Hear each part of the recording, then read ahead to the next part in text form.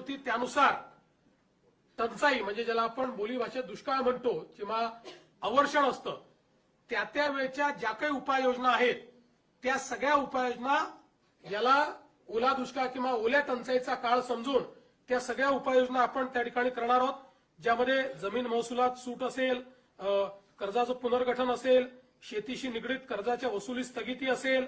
कृषी पंपाच्या चालू वीज तर बिल तर आता लागतच नाही त्यामुळे तो विषय संपलाय, वीज बिल आम्ही वसूलच करत नाही, शालेय व महाविद्यालयीन विद्यार्थ्यांना परीक्षा शुल्कात माफी हे देखील करण्यात येणार आहे आणि रोयो अंतर्गतच्या कामाच्या निकषात ज्या काही सुधारणा करायच्या त्या आपण करणार आहोत आणि विशेषतः अतिवृष्टी व पूर परिस्थितीमध्ये हे जे काही तालुके आपण जाहीर केले आहेत तिथे शेतीच्या वीज पंपाची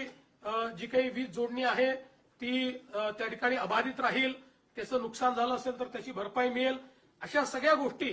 ज्या आपण दुष्काळाच्या म्हणजे टंचाईच्या काळात करतो त्या सगळ्या गोष्टी आता देखील आपण या ठिकाणी लागू केलेल्या आहेत.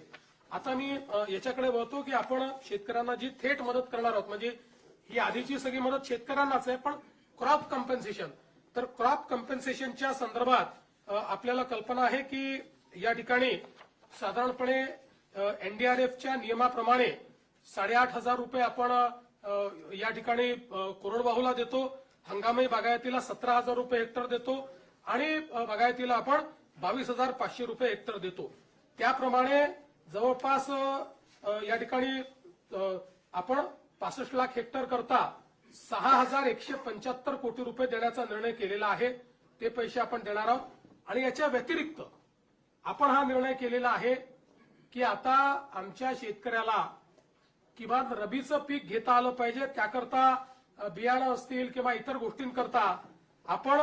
प्रति हेक्टरी अतिरिक्त 10,000 रुपये देण्याचा निर्णय केलेला आहे. त्यामुळे याकरता देखील 6,500 कोटी रुपये आपल्याला लागणार आहेत. म्हणजे आता जर आपण विचार केला तर जो कोरडवाहूचा आमचा शेतकरी आहे यांना हेक्टरी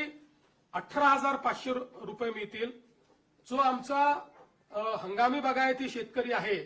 त्याला 27,000 रुपये हेक्टरी मिळतील आणि जो आमचा बागायती शेतकरी आहे त्याला 32,500 रुपये हे हेक्टरी देण्याचा निर्णय केला आहे. याच्या व्यतिरिक्त जवळपास 45 लाख आपले शेतकरी जे आहेत यांचा विमा आपण उतरवलेला आहे. विमा उतरवलेल्या शेतकऱ्यांना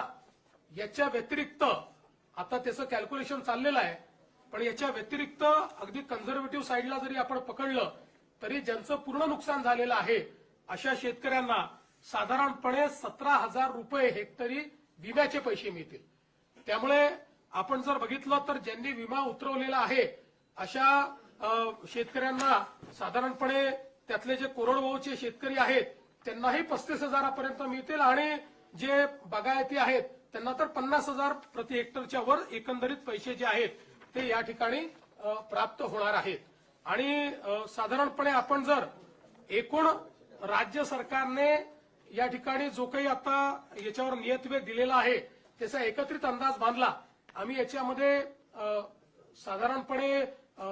इन्शुरन्सचे पैसे जे आहेत ते 5,000 कोटीच पकडले आहेत, पण आमचा अंदाज आहे 7,500 ते 10,000 कोटी रुपये आम्हाला त्यातनं मिळतील. पण कन्झर्वेटिव्ह अंदाज आम्ही पकडलाय कारण त्या संदर्भात अजून क्लेम जाणे आणि ती सगळी प्रोसेस होणे आहे. पण हा जरी आपण पकडला कन्झर्वेटिव्ह